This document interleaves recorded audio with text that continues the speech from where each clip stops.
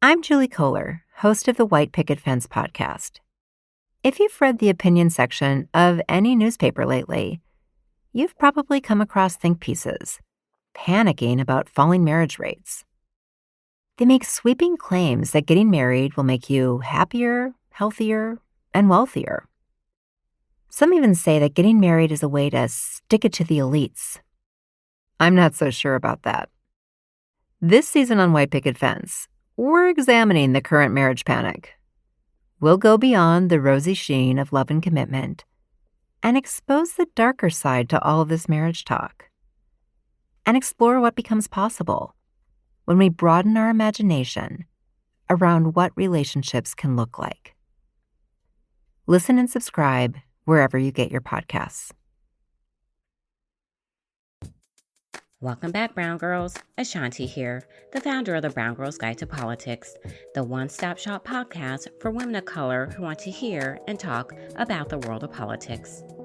As we continue with our collaboration with She the People, we are highlighting women from their 20 Women of Color to Watch in 2020 list. These are all barrier-breaking women who are changing the political landscape this year and beyond. DeJuana Thompson is the creator of Woke Vote, a program to train new organizers and engage historically disengaged voters across the South. Woke Vote is one of the key organizations that helped Alabama elect the state's first Democratic senator in 25 years and helped Florida pass Amendment 4, which restored voting rights to people with felony convictions. From her roles on Capitol Hill to the Democratic National Committee, DeJuana has played a role in shaping politics and policy across the country. I hope you enjoy this conversation. DeJuana, thank you for joining us today, sis. How are you? In the midst of everything, I feel very blessed, and I feel good. How are you?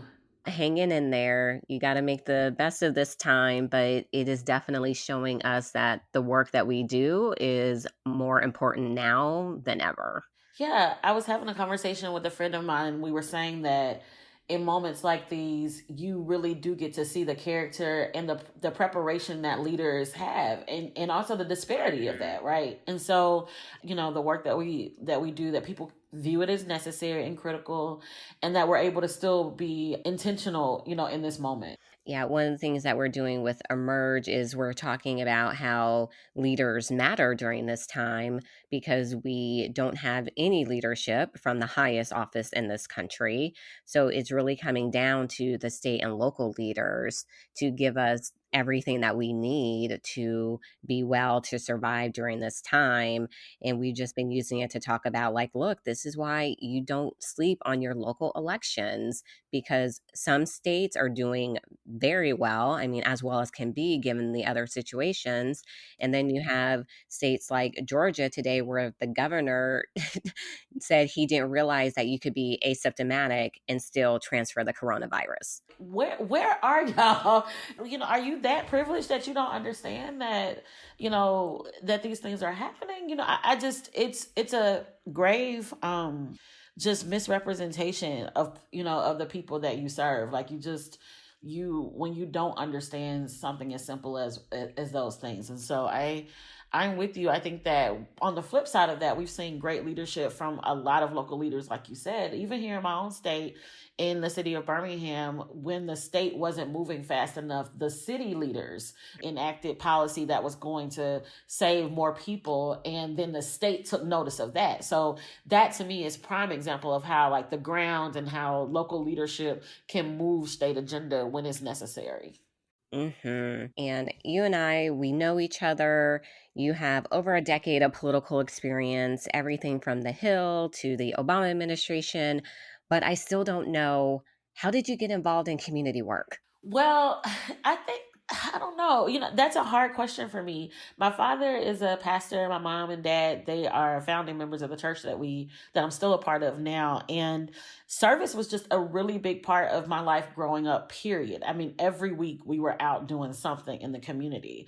And it was just a part of our reality of how you're supposed to be, as people of faith, as civic minded people. Like, this is your community. You've got a role to play. So I was always out, volunteering, organizing. But the reality is I didn't know that, if you will, community organizing was a skill, like a legitimate trade, if you will, until I got to college and started to learn about movements and really learn about how people collectively organize for power. That's when I realized, oh, I can do that, and I've been doing that, and that's when my lens changed towards that. And so I started organizing more intentionally from that time on. And that's really what got me into it, just realizing that, those of us who are in places that have been systematically ignored, the only way that we're going to see some sort of shift in that is to collectively pool our power and make that change happen. And I figured that out at like 19, and I've been running ever since. Love it. Love it. We're so lucky to have you in this movement, particularly because you do a lot of work focusing on the South. I'm also very passionate about the South.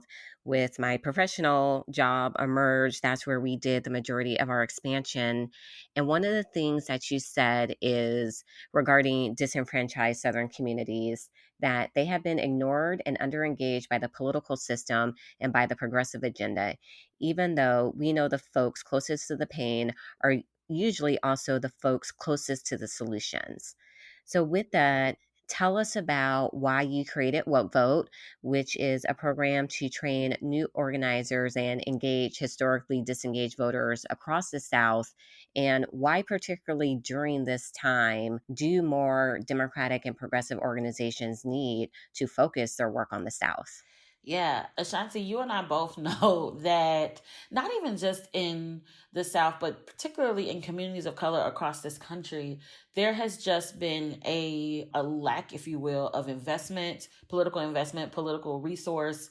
There's been a lack of just even listening sometimes to our communities as it relates to what we need and what's going to help sort of strengthen our spaces. And so having had the opportunity to work in some of these traditional spaces, the DNC, on the Hill, and having much respect for those processes, I still felt like parts of my community were not being heard and weren't being serviced. And I figured after 2016, it was like, you know what, I literally don't believe we can wait any longer. We either have to start our own things and push the agenda, or we're going to continue to get, what we've been receiving, which is lesser form of engagement. And it's just, I, for one, didn't feel like we could stomach that any longer, right? Our communities have things that, particularly under this particular leadership at the White House, the disparity rates for how things are showing up and impacting our communities are off the charts. And so Woke Vote sort of came out of this opportunity that we had in 2017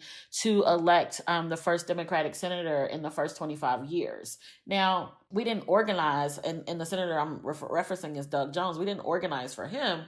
We organized because nobody believed that Black political power existed in a state like Alabama. And no one believed that putting resources on the ground here would actually impact that election to allow a progressive person to take office. But we did. And so we knew that in order to sort of prove that, we had to put together something substantive to show that. And so once we were able to, we organized over 100,000 voters of color, African-American voters across the state in 6 weeks to vote progressively in that race, and we were able to win. That was just sort of it gave us the framework, if you will, for the model. And then we started to apply that model across states and across the work that we've been doing for the last several years. So Woke Vote really was a response to this idea that, there's no real activity happening in states like Alabama and Georgia. It's like, no, we've been organized and we've been ready and we've been, positioned for years. If you invest in us, then you'll be able to, to see that. But you and I both know that sometimes even the word progress shows up as, with racist elements. And so just because somebody says that they're progressive or that they're Democrat or that they're, for the big tent ideas doesn't mean that we belong in that tent or that they have made room for us in that tent. So Woke Vote organizes organizes our communities so that we can make room for ourselves and be prepared should we get opportunities, but still make those major opportunities happen for ourselves. Amen to all of that. A recurring theme throughout every season of the podcast. And you mentioned the work that you all did with Doug Jones, but you also did some great things in Florida with helping get Amendment 4 passed, which restored voting rights to people with felony convictions. On the season, we're talking to some of the other women who also did work in this area. Something that I'm very passionate about from just even my time at the Department of Labor, working to get the box banned, for people to receive jobs and to help reduce recidivism. What, from your end, do you think the future of this work looks like? Well, if you look even now in Florida, they're still having to, after the historic vote in 2018, they're still having to organize for the current governor, or organize around the current governor who's still trying to block the measures at any cost, right? So I think it was just 2 days ago that they were able to win a landmark decision in the Florida court that allows them to continue to move closer towards that effort, right, of really re-enfranchising this large segment of the Florida community. And I think that's the reason why organizing for long-term strategy and long-term change is critical in our communities. Whenever people say to me, DeJuana, what do we do if we don't see something immediate? I always tell them, like, listen, there are some immediate things that we can work on, but when you organize for power, it's with the understanding that you're organizing for the long game, right? There has been such historic under-engagement because there has been such historic misrepresentation and disenfranchisement. We have a lot of work to do to remedy that, right? And it won't happen overnight. And I think the Amendment 4 work is key to understanding that. It's like it took Desmond Meade and who really led that, and him and his wife Sheena, who are the brainchilds of that whole sort of movement. What nobody talks about is the 2 to 3 years that they worked to even get to a point where they were able to get the almost 1 million signatures needed to even get it on the ballot, right? A lot of people talk about, the fact that people voted for it, but that's 3 to 4 years of hard work, of organizing when nobody thought it was possible, of, lobbying for something that, was not popular at all at the time. And so I think that is real change. That is real work. And that's why we still have a future in this kind of work, because that kind of change that's going to change material conditions for the people that we love and serve, it takes time. And so, yes, I think that we're still necessary in this moment. There's still issues that are happening, not just in Florida, but in so many of our states that disproportionately impact people of color, that we've got a lot of work to do. So I for one, am in this for the long haul. In these politically fraught times, I am constantly ruminating about how much further we have to go as a country. One of the things I do to feel better is dive back into my work to get women elected across the country. I know that many of you feel the same way. One of the many things we need to help get these incredible women elected is funding. So much of this comes from small dollar donors who give through ActBlue. ActBlue is a fundraising platform and nonprofit organization that makes it easy to give and to make your voice heard. They help thousands of Democratic campaigns, progressive organizations, and nonprofits build people-powered movements. Small dollar donors are more powerful than any mega donor.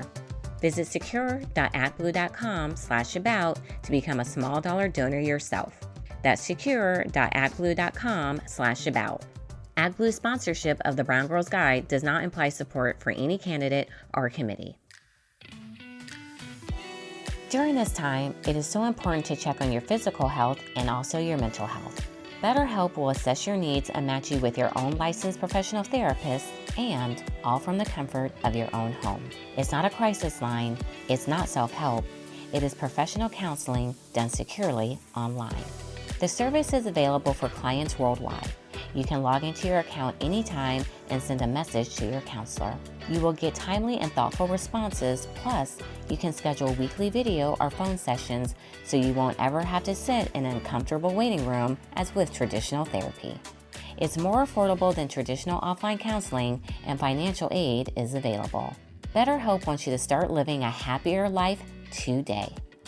Visit betterhelp.com/BGG. That's Better, H-E-L-P, and join the over 700,000 people taking charge of their mental health with the help of an experienced professional. Special offer for BGG listeners, get 10% off your first month at betterhelp.com/BGG. What is campaigning, outreach, organizing, mobilizing going to look like this year, given right now we're in the middle of coronavirus? We're not set up to even really have all the states do vote by mail. We're actually hearing Republicans say they don't like vote by mail because that's going to give more people the opportunity to vote, and they know when more people vote, they don't win. So at least they're being honest now about their voter suppression tactics that we all knew about and why they hate things like this. So for your work, especially with communities of color, how are you thinking about the ways that you can get them mobilized, and what are ways that we can support your work, knowing that 2020 is going to be such an important election year? They're all important election years, but this is going to be one of the most important elections, not only of our lifetime, but in history. I think a couple of things to that, A'shanti, and with the work that you guys have done in Emerge and other places that you've matriculated through, I think you and I both know that we've always sort of organized, and I tell people this, underground. and the reason why I say that is because for so long, a lot of communities of color have not trusted some of these traditional spaces because they were treated unfairly or, not seen, or when they tried to, operate in these spaces, they were diminished. And so there was almost this requirement for us to build our own things, for us to sort of go underground and have our own networks and know how to reach out to each other, sort of out of the limelight. So I think, honestly, that Black community, the African American community, the communities of color are probably more positioned, or at least more well positioned, to get our messages to each other, to organize ourselves than any other of our counterparts in this moment. And I'm excited about that because I think it will also show the strength of what real relational organizing and grassroots organizing looks like. Everybody wants to say that they know how to do it, and then they end up sort of piggybacking or riding on the work of others, right? Because, when you organize, you're not the only beneficiary of it, right? Like, other people are benefit from your organizing work. But if you haven't really learned how to do that real relational organizing, if you haven't understood how to do grassroots organizing prior to this moment, it's going to be exposed by 2020, right? And so I think that what I'm really excited about is that a lot of our training, a lot of the work that we did, we already had to do online. So our fellowship, our master's class, a lot of our regional trainings that we do, because we're not the largest organization. I don't have staff in every state, but we have students and Woke Vote fellows and Woke Vote members in over 19 states right now. And we wanted to always make sure that we could stay connected with them. So we were already doing virtual trainings, virtual town halls. And I think those things, because we were already doing them, they are now rooted in a way that allows us to still do some really good organizing. To your point around vote by mail, I think, I don't know if it's a secret, but even a lot of communities of color were not really thrilled, or have not been traditionally thrilled with the idea of vote by mail, because they saw it as a way of possibly their vote being taken, right? What we're actually working on right now, A'shanti, is a huge informational push around why vote by mail is critical right now, how to do it effectively. We're actually right now cutting videos for here's how the process works, right? In the places where vote by mail is, already sort of on the books and it's easy. In the states that we're working in right now, where vote by mail has so even in the state of Alabama where I live, for the longest, up until maybe 3 years ago, you had to have a legitimate reason to vote by mail. Deployed or going out of the country, like you had to prove why you were going to be absent, and then someone got to make a determination whether or not you got a chance to get an actual ballot or not, absentee ballot. Well, we have, folks lobbied against that, and now we're supposedly able to get a vote by mail ballot no matter what. But we realize that's been 3 years and people's memories are really short. And so we are already providing, if you will, tactics and support around making sure that anybody who wants a vote by mail ballot can get that in the states that we're focused on for 2020, and making sure people know the rules and all of that.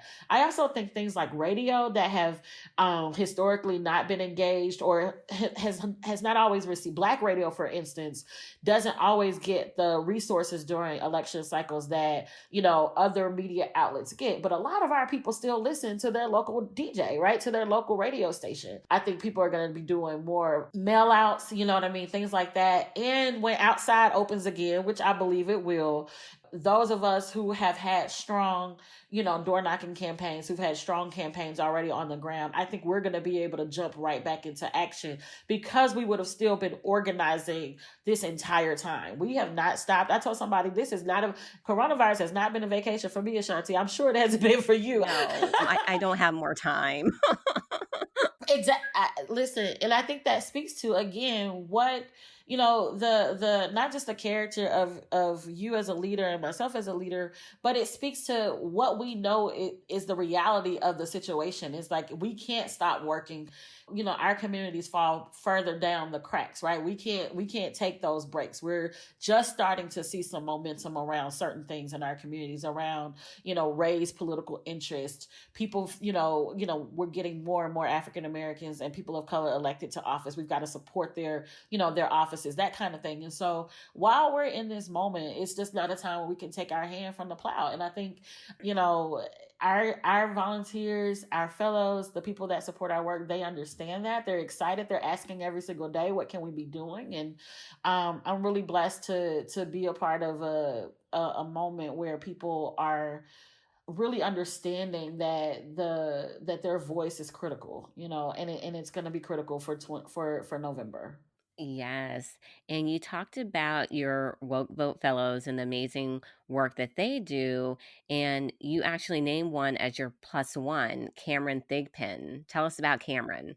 So, oh my God, it's so funny that you would ask me about Cameron. Last night, she sends me a text message and she's like, Miss D, so Cameron started our first official Woke Vote campus organization, where, as you know, from doing college outreach, in order to become an official organization, you have to, write a charter, you have to do all of those things. And Cameron took it upon herself to a year and a half ago she wanted to make sure that Woke Vote was a prominent feature on her campus at UAB. And so she and 5 others who have been working with our Woke Vote team, they created the first official Woke Vote campus chapter called UAB is Woke.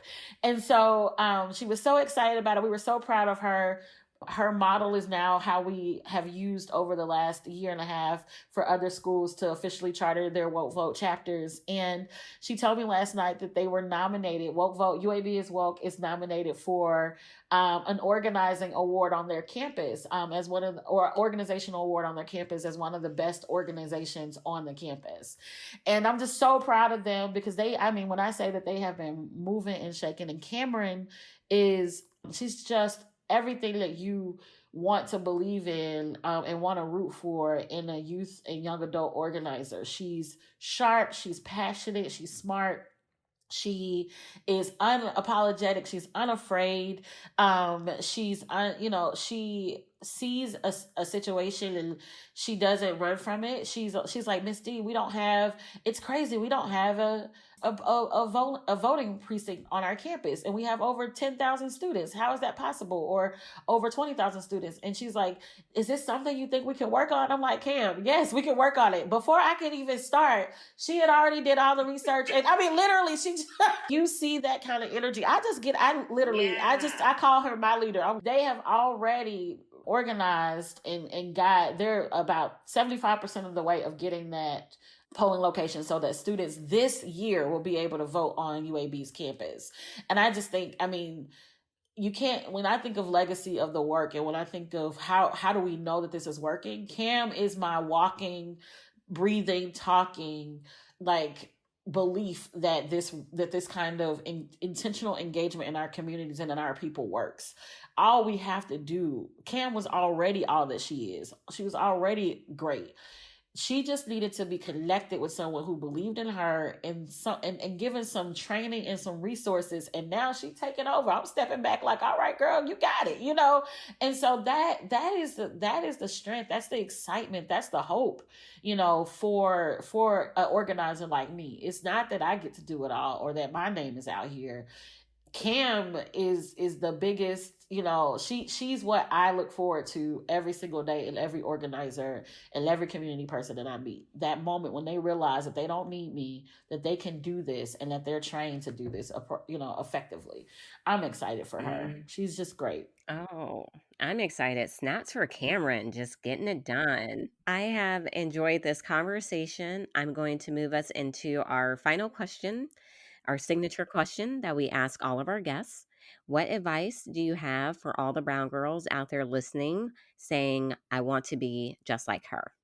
A'shanti, I think sometimes that, at least for me, I would look at incredible women around me. I think about people like Tasha Cole and Marilyn Davis and Karen Andre and yourself and women before us, you know, the Donna Brazils of the world, the Fannie Lou Hamers of the world, just all of these incredible women who've done this. And sometimes when I would look at what everyone was accomplished, I would then look at myself like, I'm not doing enough. You know what I mean? Like I'm behind. And I think so and you don't even realize that you're measuring yourself, if you will, against whatever the situations were that allowed that person to be in the moment that they're in at that, you know, at that time. And so my suggestion would be to make sure that when we're admiring each other, that it's an admiration, not a conviction, right? Or make sure that you're taking the good and then you're realizing that you too have a story in that and a path that is uniquely yours. And whatever is on your uniquely God-given path, it's yours. And you just got to continue to work towards whatever that is that you're supposed to do in this space. And I believe that when you do that, it opens up so many more doors and takes a lot of the pressure off of like, oh man, I haven't written a book yet, or I haven't done this. And it's like, well, maybe you're not supposed to write a book right now, right? But what are you supposed to be doing? And I think when you get really intentional about what moment you're in, what you're supposed to be doing with your time, how you exist in the space, what do you have to offer, everything else makes room for you. And then you start to realize like, wow, you know, I am in that moment. I am powerful. I am doing what I'm supposed to do. I am making a difference. And you become a part of the sisterhood, not sort of feel like you're looking outside of it, right? And I'm so glad to have women that have motivated me, that inspire me every single day. People like you who've been doing this work and so, you know, unapologetically, but also a lot of times, you know, completely without recognition, right? We see you. And I think that the more we see ourselves, the more other people will see our leadership. And so that would be my suggestion, is just like get really, really rooted in what your purpose is, make room for yourself, and then you'll somehow room is made for you. That's the best advice I can give. If you have a moment, please take the time to rate and review us wherever you listen to podcasts. Stay up to date with us on the BGG website, www.thebgguide.com, and on our social media, Facebook, Instagram, and Twitter at The BG Guide. The BGG podcast is produced by Wonder Media Network. You can find them on Instagram at WMN.media and on Twitter at WMNmedia. Until next time, brown girls.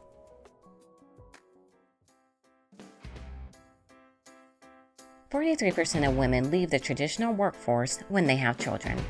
Claudia Reuter, a former stay-at-home mom who went on to be a venture-backed CEO, is the host of The 43%, a podcast from Wonder Media Network that talks to women about their journeys towards creating lives that include both family and career. Now more than ever, the identities we built for work and for parenthood are suddenly blurring. Some of the women that Claudia speaks with this season have lived in this middle ground. Some are navigating the space for the first time. But each one of them will help us work through what's become an increasingly urgent question. How do we bring our whole selves to our work? Listen and subscribe to The 43% wherever you get your podcasts.